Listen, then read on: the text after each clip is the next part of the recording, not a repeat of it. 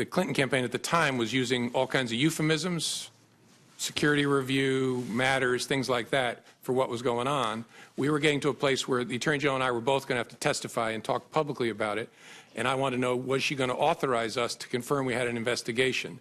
And she said, yes, but don't call it that, call it a matter. And I said, why would I do that? And she said, just call it a matter. Interesting stuff. You remember that soundbite. Michelle Malkin, host of Michelle Malkin Investigates on CRTV, joins us today. Good morning to you, Michelle. Good morning. Good morning, everyone. We all remember when Mr. Comey said that Loretta Lynch asked him not to talk about Hillary Clinton's investigation, but Hillary Clinton's matter. Lester Holt interviewed her over the weekend for NBC Nightly News. Here he is pressing her on that. Watch this. I heard about that testimony, and my first response was, what is the issue here?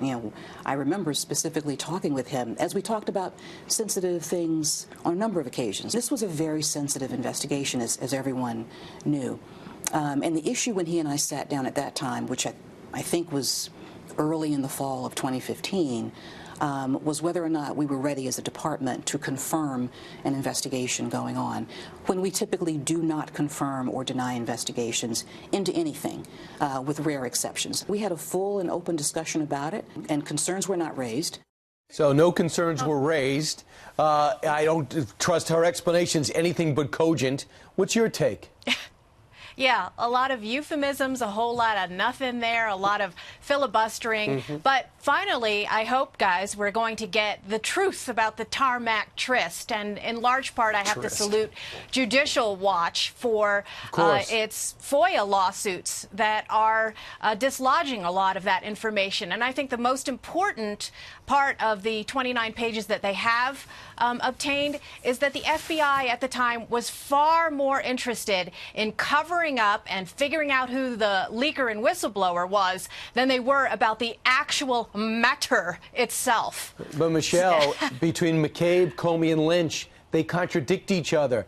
They're finally coming together. Why is she speaking now 2 weeks before Comey's book's out, 2 weeks after McCabe gets fired, so be right before the IG report comes out? Why does she feel like she's got to get her story out?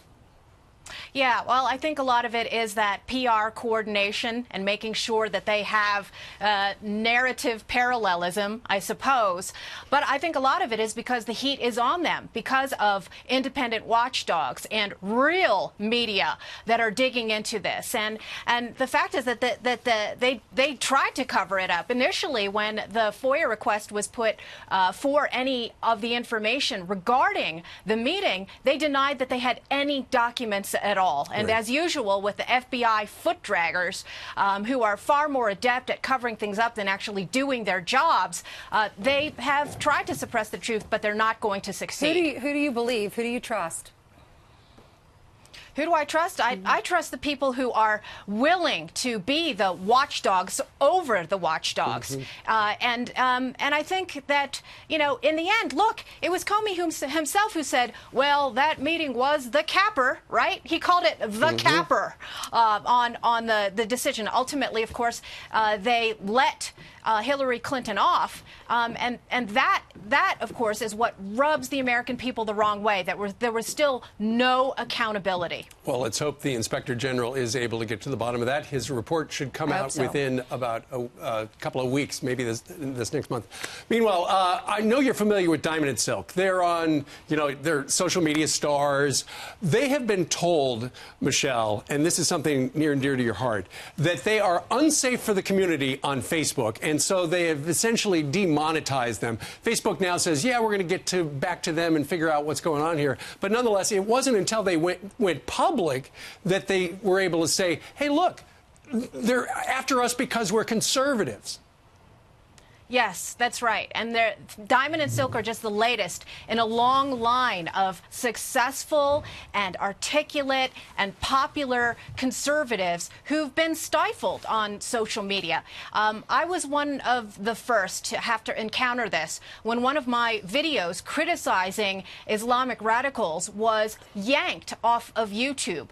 Other pop culture criticism, because it told the truth in an unvarnished way. And only after I went public, just like Diamond and Silk did they finally cop to it. And I think this is a problem that is going to be erupting on Capitol Hill, especially this week, as Mark Zuckerberg faces the music.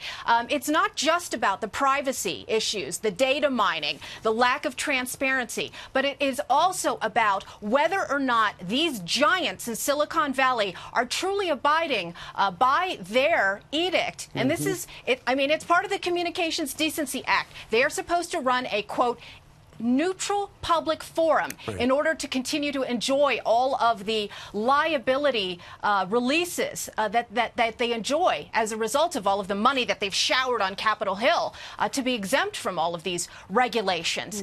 Like I said, it's not just Diamond and Silk. And this is why, I mean, this is why I operate an independent blog, independent of all of those controlled forums. This is why I'm with CRTV, which created an independent broadcast channel. And I think that the more that we expose the political bias of these giants, the better, because they pretend, and it's the pretense of neutrality that is the ultimate problem here. Well, it's going to be a hot seat for Mark Zuckerberg up on Capitol Hill this week. Michelle, thank you very much for joining us today. Thanks, Michelle.